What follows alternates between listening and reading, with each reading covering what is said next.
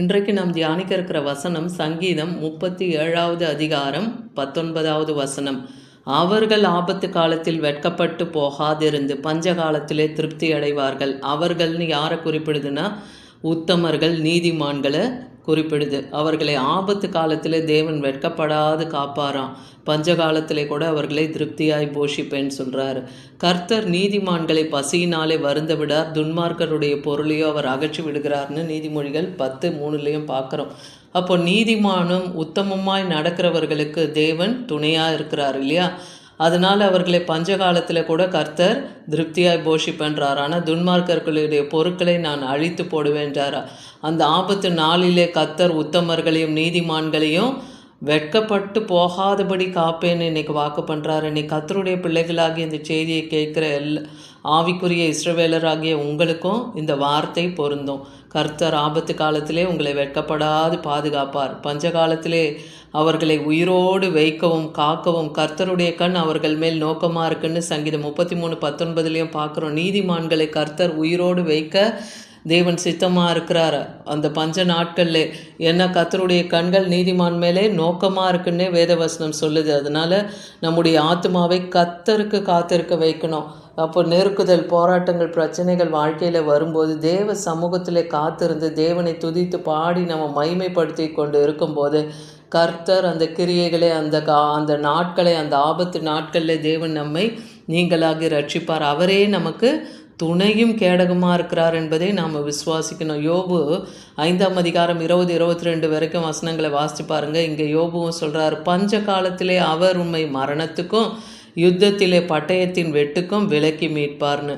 அப்படி கர்த்தர் தன்னுடைய நீதிமான்களை உத்தமமாய் தேவனுக்கு பிரியமாய் பரிசுத்தத்தை காத்து கொண்டு நாம் நடக்கும்போது பஞ்சகாலத்துக்கும் மரணத்துக்கும் யுத்த நாட்களுக்கு பட்டயத்தின் வெட்டுக்கும் தேவன் நம்மை மறைத்து பாதுகாப்பார். அதே போல் மனுஷர்கள், கொடூரமான மனுஷர்கள், துன்மார்க்கர்கள், அவர்களுடைய நாவின் சவுக்குக்கும் தேவன் நம்மை மறைத்து பாதுகாப்பாராம். அந்த பாழாக்குதல் வரும்போது பயப்படாமல் இருப்பீர்.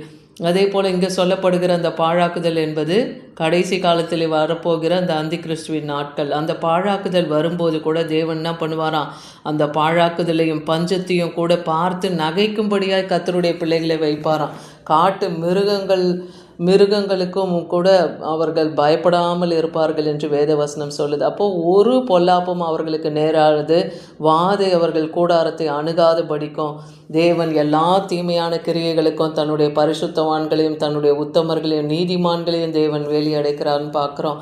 இப்போ தேவன் நம்மை பஞ்சகாலத்திலே அவர் திருப்தியாய் போஷிக்கவும் நம்மை பசியினால் வருந்த விடாமல் இருக்கவும் நம் ஆத்மாவை தேவன் பலப்படுத்தி நமக்கு அவர் துணையாக இருக்க நாம் என்ன செய்யணும்னா ஏசாயா 33ஆம் அதிகாரம் 15-16 வசனத்தை எடுத்து வாசித்து பாருங்கள்.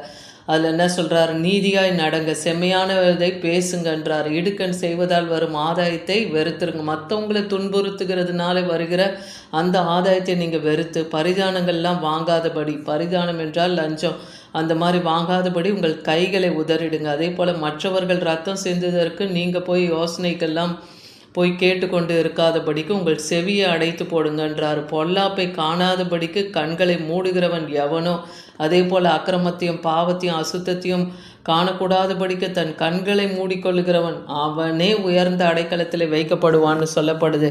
அவனுக்கு தேவன் கண்மலையும் அரணுமா இருப்பாராம், உயர்ந்த அடைக்கலமாகவும் அவங்களுக்கு இருப்பேன்னு சொல்கிறார். அவர்கள் அப்பம் அவர்களுக்கு கொடுக்கப்படும், அவர்கள் தண்ணீர் அவர்களுக்கு நிச்சயமாய் தரப்படும். அப்போ பசி பட்டினி பஞ்சம் இல்லாமல் தேவன் அந்த நாட்களில் அவர்களுக்கு வேண்டிய அந்த அப்பத்தையும் தண்ணீரையும் கொடுத்து அவர்களை போஷிக்க அவர் வல்லமில்ல தேவனாக இருக்கிறார். ஆமோஸ் 5ஆம் அதிகாரம் 13-14 வசனத்தில் பார்க்குறோம், ஆகையால் புத்திமான் அந்த காலத்திலே மௌனமாக இருக்க வேண்டும். அப்போது எல்லா நாட்களிலும், அதாவது தீங்கு நாட்கள் என்று எல்லாருக்குமே ஒரு பொல்லாங்கான நாட்கள், ஒரு தீமையான நாட்கள் வரும்போது இந்த நாட்களில் நீங்கள் மௌனமாக இருங்க.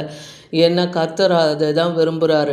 நீங்கள் உங்களுக்கு எதிராக இருக்கிறவங்களுக்கு எதிராக தீமை செய்ய ஓடாதீங்கன்றார். அதே காலம் தீமையான அந்த காலம், நீங்கள் பிழைக்கும்படிக்கு தீமை அல்ல நன்மையை தேடுங்கன்னு சொல்கிறாரு. அப்போ உங்களுக்கு ஒருத்தன் அக்கிரமத்தை செய்கிறான்னா அவனுக்கு தீமை செய்ய நீங்கள் விரைந்தோடாதபடிக்கு அவர்களுக்கு நீங்கள் நன்மையை செய்யுங்க. நீங்கள் சொல்லுகிறபடி சேனைகளின் தேவனாகிய கர்த்தர் உங்களோட இருப்பார். கர்த்தருடைய பிள்ளைகளோடு நீதிமான்களோடு தங்கள் உத்தம வழியில் நடக்கிறவர்களுக்கு கர்த்தர் துணையாக இருக்கிறார்னே வேத வசனம் சொல்லுது இல்லையா? அப்போ அவர் உங்களோடு இருப்பார். அதனால் அந்த பொல்லாங்கான தீமையான நாட்களில் கர்த்தருக்கு காத்திருங்க, நன்மையை செய்யுங்க, தீமையை விட்டு விலகுங்க.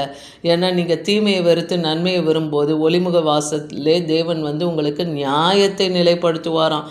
அது ஒருவேளை சேனைகளின் தேவனாகிய கர்த்தர் யோசேப்பிலே மீதியானவர்களுக்கு இறங்குவார். அதே போல் யோசேப்பின் வம்சத்திலே மீதியானவர்களுக்கு யோசேப்பின் கோத்திரம் மனாசே, எப்ராயிம், அந்த 2 கோத்திரத்தாருக்கு கூட தேவன் நாட்களிலே மனம் இறங்குவாராம். எபேசியர் 5ஆம் அதிகாரம் 16ஆம் வசனத்தில் பார்க்குறோம். அதனால் நாட்கள் பொல்லாதவைகளாக இருக்கிறதுனால காலத்தை பிரயோஜனப்படுத்தி கொள்ளுங்க. ஏன்னா கர்த்தர் சித்தம் இன்னதென்று அறிந்து நடங்க. இந்த நாட்களில் தேவனுடைய சித்தம் என்ன? அவர் எல்லா மக்களும் சகல ஜனங்களும் நித்திய ஜீவனை அடையணும், பாவத்திலேருந்து விடுதலை ஆகணும் இல்லையா? அதுதான் தேவனுடைய சித்தமாக இருக்க. எல்லாருக்கும் அதே போல் சுவிசேஷம் அறிவிக்கப்படணும், கட்டுண்டவர்கள் விடுதலை ஆகணும், நறுங்குண்ட இருதயத்தை எல்லாம் கர்த்தர் தன்னிடமாய் அவர் சேர்த்து கொள்ளுகிறார். அப்படிப்பட்ட ஆத்துமாக்கள்லாம் அவரிடத்துல திரும்பணும். அதனால் இந்த பொல்லாத நாட்கள் வர இருக்கிறதுனால நம்ம காலத்தை பிரயோஜனப்படுத்தி கொண்டு தேவ சமூகத்திலே வேதத்தை வாசித்து தேவனுடைய வார்த்தையின்படி நடக்க, ஆலோசனை கேட்டு நடக்க, அவர் சித்தம் இன்னதென்று உணர்ந்து நாம் நடக்கும்போது தேவனுடைய தீமையான நாட்களுக்கு நம்மை மூடி மறைத்து பாதுகாத்து கொள்ளுவார். பிரசங்கி 9:12 பார்க்குறோம், தன் காலத்தை மனுஷன் அறியான். அதனால சிலருக்கு தேவன் தன் காரியங்களை வெளிப்படுத்துவார். நடக்க இருக்கிற காரியங்களை தனக்கு பிரியமானவர்களுக்கு தேவன் தன்னுடைய வழியை போதிக்கிறார்னு இருக்கு இல்லையா? அதுபோல் காலத்தை அறியாத மனுஷங்க நிறைய பேர் இருக்காங்க. அதனால் மச்சங்கள் கொடிய வலையில் அகப்படுவது போல், அதாவது மீன் எப்படி வலையில் சிக்கிக்கொள்ளுதோ, குருவி எப்படி கண்ணியில் பிடிப்படுதோ, அதுபோல் மனுபுத்திரரும் பொல்லாத காலத்திலே சடுதியிலே தங்களுக்கு நேரிடும் ஆபத்திலே அவங்க அகப்படுவாங்க. அதனால் பொல்லாங்கர்களை கண்டு எரிச்சலோ பொறாமையோ கொள்ளாதபடிக்கு, அவர்களை சபிக்காதபடிக்கு நாம் பொறுமையாக அமைதியாக நாம் காத்திருக்கும் போது தேவன் அவர்களுக்கு நீதியும் நியாயத்தையும் சரி கட்டுவார். ஏன்னா கர்த்தர் இந்த வம்சத்தாருக்கு விரோதமாய் தீமையை வருவிக்க நினைக்கிறேன்னு சொல்கிறார். அது நின்று நீங்கள் கழுத்தை நீக்க மாட்டீர்கள், நீங்கள் மேட்டிமையாய் நடப்பதில்லை, அது தீமையான காலம்னு சொல்கிறார். அதனால் யாக்கோபின் வம்சம் என்று பெயர் பெற்றவர்கள்னா ஆவிக்குரிய இஸ்ரவேலர்கள். இன்றைக்கி நம் மேலே கர்த்தருடைய ஆவி குறுகி இருக்குன்னு நீங்கள் நினைக்கிறீங்களா? அப்படி நினைக்காதீங்கன்றார். ஏன்னா உங்கள் கிரியைகள் இவைதானோ? செம்மையாய் நடக்கிறவனுக்கு என் வார்த்தைகள் நன்மை செய்யாதோ? அப்போ நீ உண்மையும் உத்தமமாக நடக்கும்போது, கர்த்தருடைய வார்த்தையின்படி நடக்கும்போது கர்த்தருடைய வார்த்தை உனக்கு நன்மையை தான் செய்யும்.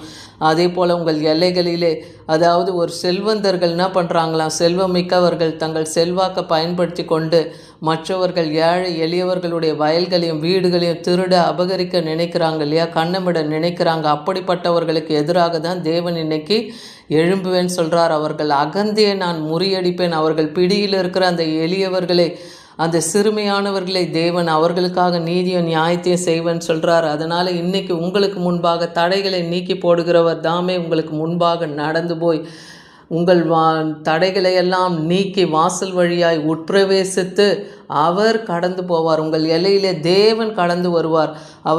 அவர்கள் ராஜா அவர்களுக்கு முன்பாக போவார்னு இருக்குது. அப்போ கர்த்தர் இன்னைக்கு உங்களுக்கு முன்பாக போவார். இஸ்ரவேலின் தேவன் இல்லையா, நம் தேவன்.